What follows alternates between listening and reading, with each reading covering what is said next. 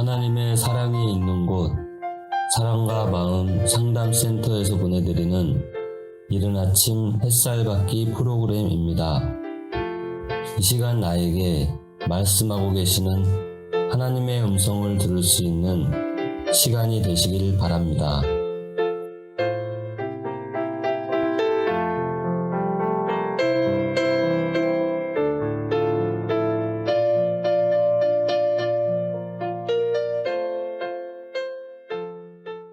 이른 아침 햇살 받기 시간입니다. 우리는 지금 주기도문에 대해서 살펴보고 있습니다. 주기도문에 대해서 몇 가지 의문점을 던져서 그거에 대한 답을 달아가는 과정을 우리가 지금 진행하고 있습니다. 그 전에는 주기도문 하기 전에 주기도문에 앞에서 말씀하신 두 말씀, 주기도문 마치고 말씀하신 5가지의 말씀을 가지고 먼저 살펴보고 배경식을 갖고 그리고 살펴보고 있습니다. 그러므로 너희는 이렇게 기도하라. 이 말씀 가지고 이제 첫 번째 그 의문에 대한 답을 좀 다뤄봤고요. 그 다음에 하늘에 계신 우리 아버지여. 왜 하나님은 하늘에 계신 우리 아버지여라고 이렇게 하나님을 한정적인 표현을 했을까라는 답을 하늘과 땅에 대한 개념, 그리고 인간은 마귀의 자녀로 출생한다.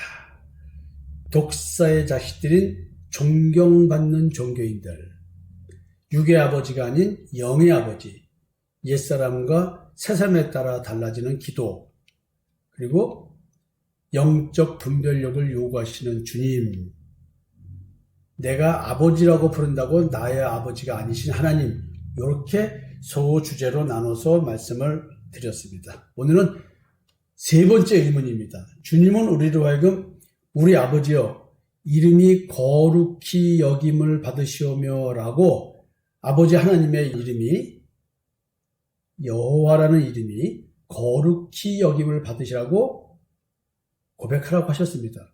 그렇다면 하나님의 이름이 거룩히 여김을 받게 하는 주체는 누구인가? 하나님은 내가 거룩히 여김을 받으시라고 주기도문을 외우면 거룩히 여김을 받으시는 것인가? 그게 생뚱맞은 질문 같죠?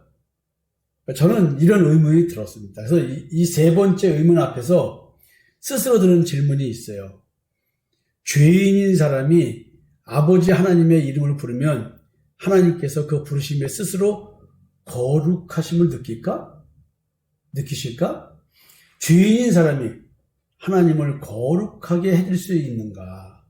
만약에 둘 다 부정적 대답이 정답이라면 하나님께서 거룩히 여김을 받으라고 찬양하는 말은 어떻게 해야 맞는 것일까?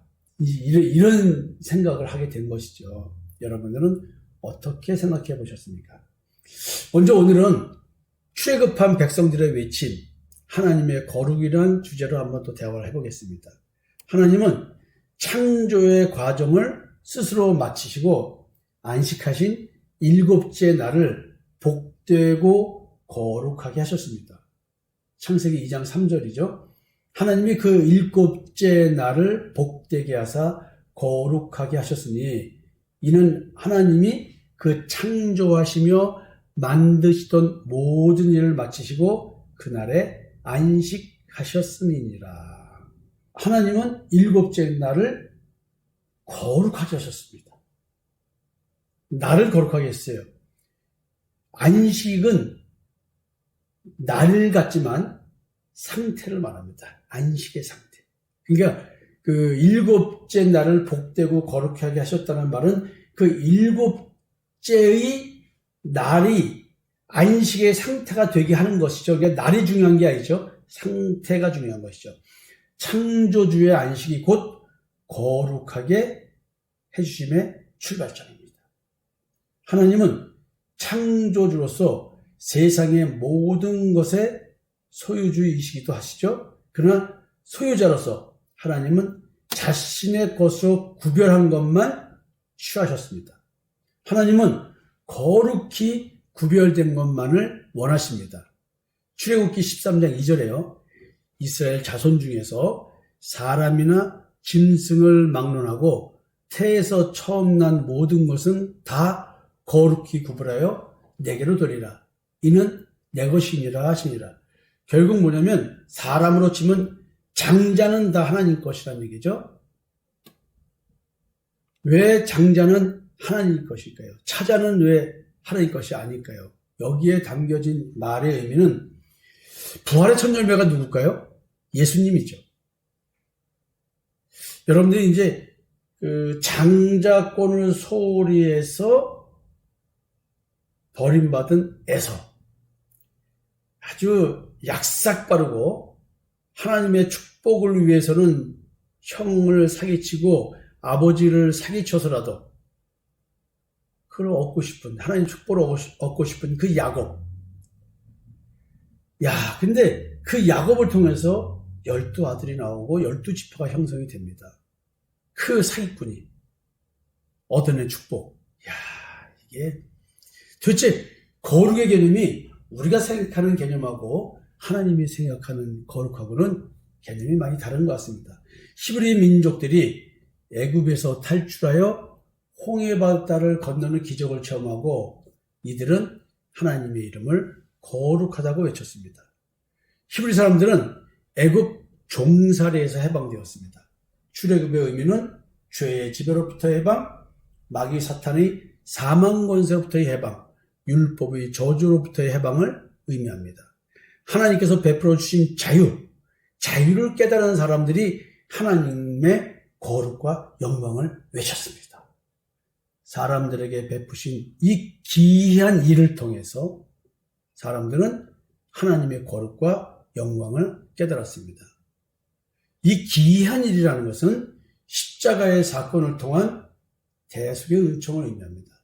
출애굽은 노예의 해방, 즉 노예에서 자유자가 된 신분 변경이며 죄의 지배받던 존재에서 은혜의 지배를 받게 된 존재로의 변화, 마귀 사탄의 지배에서 예수 그리스도의 십자가의 대속의 은총으로 말미암아 하나님의 지배를 받게 된 존재, 더러운 존재가 씻김을 받아 거룩해진 존재로의 변화를 의미합니다. 악한 양심이 선한 양심으로, 옛사람은 죽고 새 사람으로, 새로운 피조물로 창조된 것, 새 것이 된 존재, 이런 의미를 말하는 거죠. 출애굽기 15장 11절에요. 여호와여, 신중에 주와 같은 자가 누구니이까? 주와 같이 거룩함으로 영광스러우며 찬송할 만한 위엄이 있으며 기이한 일을 행하는 자가 누구니이까? 그러니까 지금 이 부분에 대해서 여러분들이 잘 이해를 못하면 이 기이한 일, 십자가의 대속의 은총, 이걸 잘 이해를 못하면 이런 표현들이 이렇게 창세기에서 쭉 이어지는 말들을 이해할 수가 없습니다. 여러분, 오늘은 출애굽한 백성들이 하나님의 거룩을 외쳤다. 결국 내가 죄의 집에서 해방되고 사망 권세에서 해방되고 율법의 저주에서 해방되었다고 한다면, 즉 십자가의 대속의 은총으로 하나님의 영광을 입은 자라고 한다면 나는 분명 하나님의 거룩을 외칠 수 있는 자가 되었을 것입니다. 오늘 나는 하나님의 거룩을 외칠 수 있는 그런 사람인지, 그런 믿는 자인지 한번 생각하는 하루가 되었으면 좋겠습니다.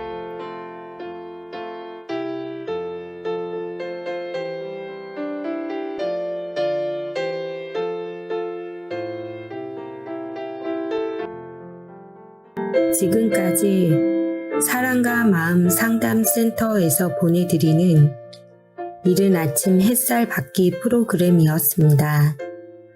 오늘도 말씀을 통해 자기 성찰이 이루어지는 여러분이 되시기를 기도합니다.